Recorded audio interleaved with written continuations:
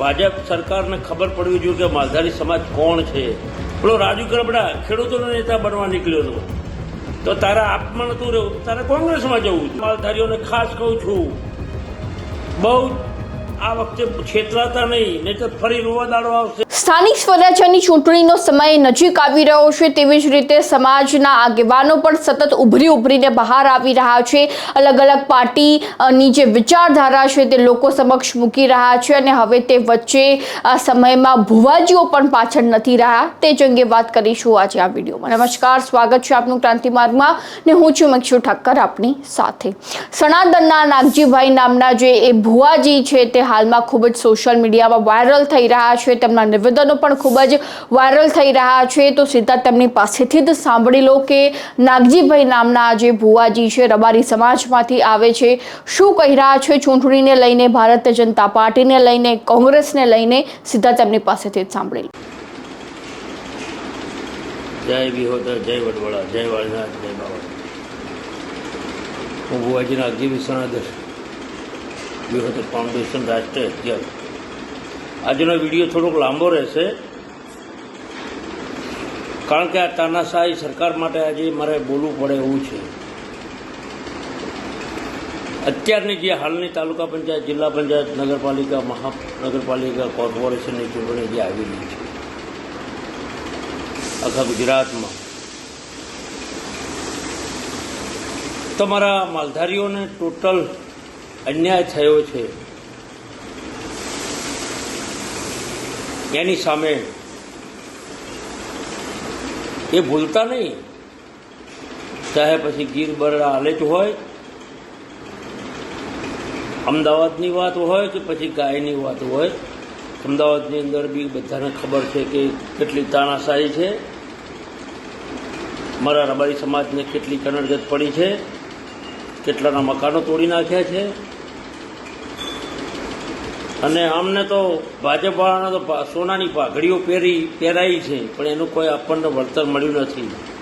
એટલે કોઈને કોઈનાથી બીવાની જરૂર જ નથી ભાઈ. કોઈ કોઈનું ઘર ચલાવી હાલતા જ નથી, પોતાના સ્વાર્થ માટે જ છે. કેટલી ટિકિટો આપી જોઈ ને બધાએ, અમદાવાદમાં જોઈ લીધું, ગુજરાતમાં જોઈ લીધું.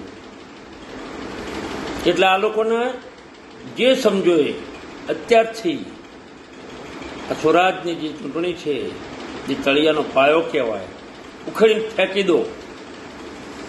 એ દુઃખના એ દિવસો, એ માલધારી સમાજના જે આંસુઓ, દીકરીઓના આંસુઓ, ગીરબરડા આલેચની જે વાત પડી છે, અને હજુ પાછા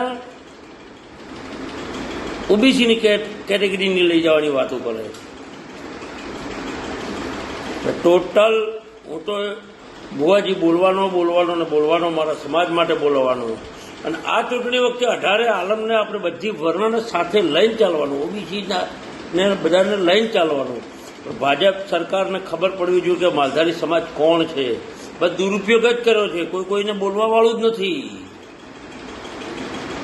આ ભૂપેન્દ્ર કાકાના વોર્ડમાં એ જ વોર્ડ છે, ગોતા વોર્ડમાં કાપી નાખ્યા સમાજને. કેમ? આટલો બધો સમાજ છે, કેમ ટિકિટના દાવેદાર નથી અમે? જ્યાં જ્યાં અમારો જથ્થો છે, કોઈ ટિકિટ આપી છે તમે? અને જ્યારે તમારી અંદર કોઈ ઓળખાણ હોય એ લોકોને 2-4 ટિકિટો આપી છે. અને પેલો જગદીશ જે પ્રમુખ બનાવ્યો, જગદીશ પંચાલ, મારા રાષ્ટ્રની વાતમાં પડવું નથી. એ ખડે પેલો જે 86 વર્ષની ઉંમરમાં એક નોર્મલ બોલી ગયો, એમાં એને ગુજરાતની માનહાનિ. આજે ગુજરાતીઓ તો સમૃદ્ધ છે, શિક્ષિત છે, બધા ડાયા જ છે. તમે બધાને ગોડા કરી નાખ્યા છે. ગુજરાતીઓને છેતરા જ છે તમે. જ્યારથી તમારી 30 વર્ષની સરકાર છે ને, બસ હિન્દુ મુસ્લિમ આ બોર્ડર ઢીકણું પૂછડું બસ બધાને બસ ગોળ ફેરવીને મુદ્દાની વાત પર, પાયાની વાત પર જ નથી આવ્યા તમે કોઈ દિવસ. જાહેર માર્ગો તો હવે બનાવવા જ પડે, આમાં કોઈ નવાઈ નથી. રાષ્ટ્રીય માર્ગો બનાવવા પડે, આમાં કોઈ નવાઈ નથી. એ રોડોથી કશું કોઈ નથી મળતું. મારા ખેડૂતોને ન્યાય આપો. ખેડૂતો તમે ગામડાઓમાં આવો, બધા રજળે છે. ગરીબ પ્રજા છે, ઝૂંપડપટ્ટીઓમાં રજળે છે. મોંઘવારી તે દિવસે તો રાડો પાડીને બધા કહેતા હતા પેટ્રોલનો ભાવ આમ ને બાટલાનો ભાવ આમ ને. 30 વર્ષમાં પેમાલ કરી નાખ્યું છે ગુજરાતને. પછી એમાં ખેડૂતની વાત હોય, ધંધાની વાત હોય, નોકરીની વાત હોય, એટલે હું તો બધાને જ કહું છું, પણ માલધારી સમાજને ખાસ કહું છું, કોઈનું આપી દેવાનું નથી. તમે તમારી પોતે સક્ષમ બનજો. જાતે જ્યારે વોટ કરવા જાઓ ને ત્યારે વિચારવાનું કે શું વીતેલી છે આપણા ઉપર. એટલે ઉભુવાજી નાગજીભાઈ સણાદર મારી આ લોકો ઉપર જે ગણો હોય એમને હું આજે આક્ષેપ આપું છું, એ ગણો હોય. પણ વિડીયો થોડો લાંબો બનશે એટલા માટે કે આમને આપણી કોઈ કદર કરી જ નથી. હજુ મારા ગીર બરડાના માલધારીઓ રોવે છે. બહુ લાંબી વાત કરવા જવું, આ લોકો વોશિંગ મશીન છે. અમને ગુંડાઓ ગમે છે, અમને ચોરો ગમે છે, અમને નાટ પેલી બધી હમણાં મારાથી મોઢેથી એ ગમે છે. બસ એમને લઈ જવાના, દબાઈ દેવાના, સેટિંગ કરવાનું પૈસાનું. પેલો રાજુ કરબડા ખેડૂતોનો નેતા બનવા નીકળ્યો હતો, તો તારા આપમાં નતું રહેવું, તારે કોંગ્રેસમાં જવું હતું. જુઠ્ઠાઓની સરકાર છે. હિન્દુઓની વાતો કરે છે. મારી અત્યારે હિન્દુઓની દીકરીઓ ઉપર અત્યારે કોઈ દિવસ આવું નથી બન્યું. 30 વર્ષ પહેલા તમે નજર નાખો, ગમે તેવી દીકરી રાતે વહેલા મોડી જાય. જુઠ્ઠાઓની સલાહ, જુઠ્ઠું બોલવું, બસ ઊભા કરી દેવા બધાને. કંઈક નાનું નિવેદન આવે એટલે બધાને એ કરાવી દેવાનું. મુદ્દાઓને ક્યાંય ફેરી ન ખાવાના. અત્યારે સ્વરાજની ચૂંટણી છે, પેલો રાષ્ટ્રની વાતો લાવીને મૂકે છે અને જાણે કથા કરવા બેઠો હોય. તું ભાઈ શાંતિ રાખો ને, બધા પોતપોતાના રોટલા શેકવાની વાતો કરવાની બંધ કરી દો અને તમે તમારી કથાઓ કર્યા રાખો. તમારા કાવા દાવા બધું હવે ધીમે ધીમે બધી ગુજરાતના તો ખબર નહીં, પણ આખા દેશને ખબર પડી ગઈ છે. પણ મહેરબાની કે અમારા માલધારીઓને ખાસ કહું છું, બહુ આ વખતે છેતરાતા નહીં તો ફરી રોવા દાડો આવશે. આ લોકો બધા નવા બધા મુદ્દાઓ લાવી રાખે છે. ગાય માતાને રાજમાતા જાહેર કરશું, રાષ્ટ્રમાતા જાહેર કરશું. હું મોદીનો ચાહક હતો, પણ હવે મોદીને હું માનતો નથી. કારણ કે બસ એને તો જલસા જ કરવા, એને ક્યાં ઘર બહાર છે તો એને પડી હોય કોઈ નહીં.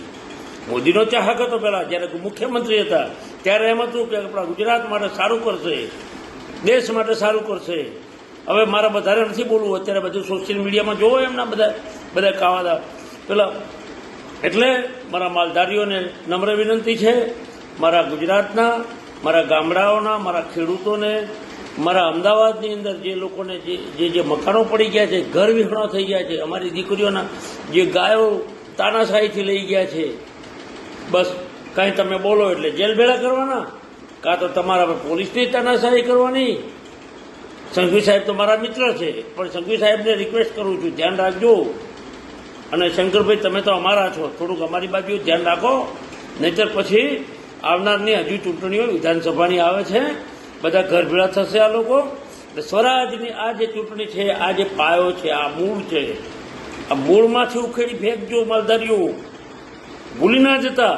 મારે કોઈ રાજકારણ કરવા હું નહીં બેઠો અત્યારે, મારે ક્યારનું બોલવું હતું, પણ હું રાહ જોઈને બેઠો હતો ટિકિટની વહેંચણીઓની, ક્યાંક હું બોલવા જઉં, નિવેદન અલગ આવી જાય.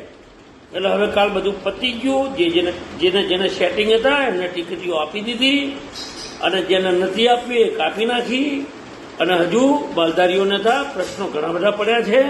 એટલે સંગઠનનો મતલબ એ જ છે કે સંગઠનનો એક કે તાનાશાહી સરકાર હોય એની સામે આપણે વાત કરવી પડે. બે હાથમાં લાડવા. નાગજીભાઈ બુવાજી આજે નથી રાખ્યા અને રાખવા નથી. ભૂતકાળમાં હું તો આપણા રૂપાણી સાહેબ હતા ત્યારે પણ વાતો કરી હતી કે અમને જગ્યાએ આપો, ત્યારે કોઈ સાંભળ્યું નથી. અમારા ભાઈ રણવીરભાઈ, અમે બધા સાથે હતા. રમેશભાઈ હોય, રણવીરભાઈ હોય, ઘણા બધા છે, કિરણભાઈ ઘણા બધા છે, બધા સાથે લઈને બહુ લડ્યા, પણ કોઈ દિવસ કોઈ સાંભળ્યું નથી. એટલે મારા ટોટલ ગુજરાતના માલધારીઓને નમ્ર વિનંતી, એમાં બધા આવી ગયા, રબારી, ભરવાડ, આહિર, ગઢવી, ચારણ. બહુ ધ્યાન રાખજો, વોટ કરવા જાઓ ને ધ્યાન રાખજો. આ આંસુઓ કોઈના સુકાયા નથી હજુ, કારણ કે હું તો બધે ફરવાવાળો છું, બધું લાઈવ જોયેલું છે. એટલે આ સ્વરાજ આજે આ ચૂંટણી છે આપણી તાલુકા પંચાયત, જિલ્લા પંચાયત, નગરપાલિકા, કોર્પોરેટરની ઘર ભેળા કરવાના છે, ઘર ભેળા અમને. અને 18 વર્ણને પણ હું કહું છું, કારણ કે આને તો અંદર લડાઈ, બધાને જ્ઞાતિવાદ ઊભા કરીને ઝઘડા કરાવવા. પહેલાં હિન્દુઓની મુસલમાનની વાતો હતી, કેટલી બધી ટિકિટો આપી જોઈ એ લોકોને. હવે જ્ઞાતિવાદ ઊભા કરવા છે, બસ એમને રોટલા શેકવા છે. એમને આ 2-4 જે છે બિલ્ડરો છે, 2-4 એમના પેલા ઉદ્યોગપતિઓ છે, એમને સાચવવા છે. અને બાકીના જે બોલે એમને વોશિંગ મશીનમાં ધોઈ અને કમ્પ્લીટ કરી પછી બહાર કાઢવા છે. રૂપિયા એમને જ બનાવવાના છે. મોત ખેડૂતોનું છે, ગાયોવાળાનું છે. પેપર ફૂટે, મારા વિદ્યાર્થીઓ જે ભણી અને જે બિચારા મહેનત કરે એમના પેપર ફૂટે, એ લોકોને બસ એમની સજા માફ થઈ જાય. કોઈ સારા બોલવા જાય ને એમનું બિચારાનું રાત્રે મર્ડર થઈ જાય, 4 મહિના પછી એમને કરીને પાછું એમને બહાર કાઢી નાખવાના. એટલે વધારે મારે બોલવું નથી. જય ભારત. કારણ કે અમને તો બંધારણ, દેશના બંધારણની કોઈ અમને પડી નથી. આ લોકશાહી દેશ છે. નહીં બોલો તો આ હિટલરશાહી જેવા લોકો છે આ લોકો.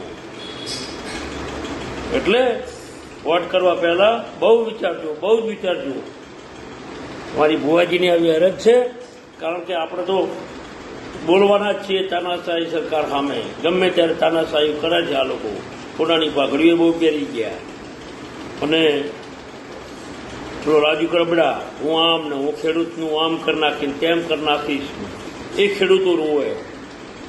કરી નાખને તું તો તાર નહોતું જોડાવું, ખેડૂતો સાથે રહેવું. એટલે આવા બધા ઘણા બધા તો નામ મારા નથી લેવું. હું નામ લેવા બેસી તો ખોટો મારે વ્યક્તિગત, અને બધાને હું તો લડવા તૈયાર જ છું. પણ ભાજપમાં જાય છે ને ભાજપમાં જઈને પછી બીજે દિવસે એમની વાતો કરે છે ને, એટલે મને ત્યાં જતાં મને ગુસ્સો આવે છે. જય વિહોતર. વંદે માતરમ, વંદે માતરમ.